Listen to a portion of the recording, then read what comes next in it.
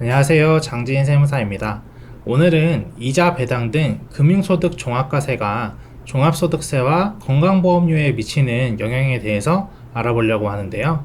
먼저 들어가기에 앞서서 이자나 배당으로 인해서 금융소득 종합과세가 이루어지면 세금 폭탄이다 이렇게 이해하시는 경우가 많으세요.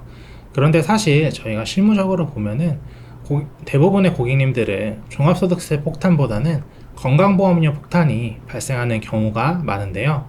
그래서 건강보험료에 대해서도 좀 자세히 아실 필요가 있습니다. 그러나 건강보험료도 부가대상자의 보험료 신분에 따라 부과되는 방법이 달라지기 때문에 내 건강보험료 유형에 맞는 투자 전략과 보험료 회피 전략을 갖는 것이 중요한데요. 그래서 이번 시간에는 금융소득의 종합과세와 건강보험료 부과에 대해서 사례별로 설명드리도록 하겠습니다.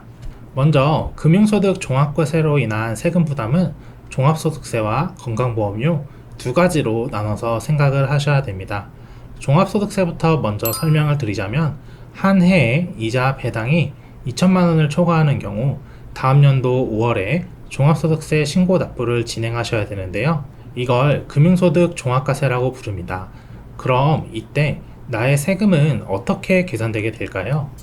금융소득이 2천만 원을 초과한다면 2천만 원까지는 원천징수 세율이 적용이 되고 2천만 원을 초과하는 금융소득은 다른 소득과 합산하여 누진세율로 계산하게 됩니다. 사실은 이때 비교과세라는 내용이 적용되는지는 검토해 봐야 되는데요. 비교과세의 의미는 최소한 원천징수 세율 이상의 세금은 내라는 의미입니다.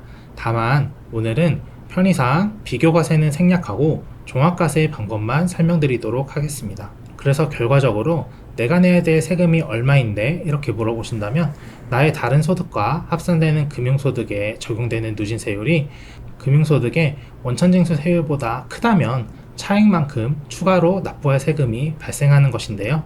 이 내용을 표를 통해 한번 살펴보도록 하겠습니다. 만약 나에게 예금 이자 소득이 3,500만원 발생했다고 가정해 보겠습니다. 여기서 2천만원까지는 14%가 그대로 적용이 되고요.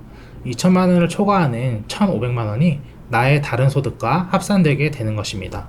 이때 나의 종합소득세 과세표준이 1,400만원 이하라면 원천징수 세율이 더 높기 때문에 금융소득으로 인한 추가 납부 세금은 발생하지 않는 것이고요.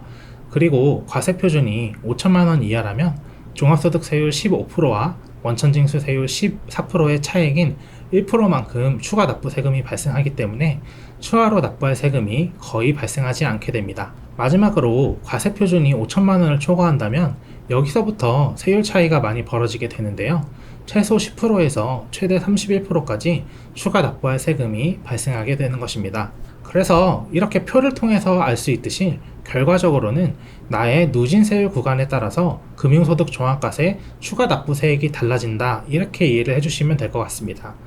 참고로 금융소득으로 인한 원천세액은 앞서 간단히 설명드린 비교과세의 개념 때문에 환급이 되거나 그러지는 않습니다. 그리고 추가로 한 가지만 더 말씀드리자면 요즘에는 해외 주식 배당금에 대한 외국 납부 세액이 있으신 분들이 꽤 많아지셨는데요. 이런 분들은 외국 납부 세액 공제라는 것을 신청해서 해외에서 원천 징수된 배당금에 대한 세금을 꼭 공제받으셔야 됩니다. 그렇지 않으시면 납부하시는 세금이 많이 발생할 수 있습니다. 두 번째로는 건강보험료입니다.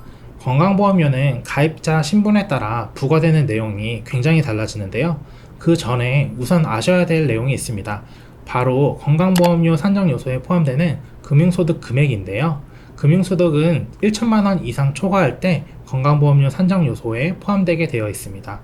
종합소득세 금융소득 합산과세 기준이 2천만원이라 2천만원이 넘어야 건강보험료가 나온다고 알고 계시는 분들이 많은데 건강보험료는 금융소득이 1천만원을 초과할 때 건강보험료 산정 요소에 반영하기 때문에 건강보험료는 1천만원을 기준으로 판단한다는 점을 꼭 기억해 주시고요.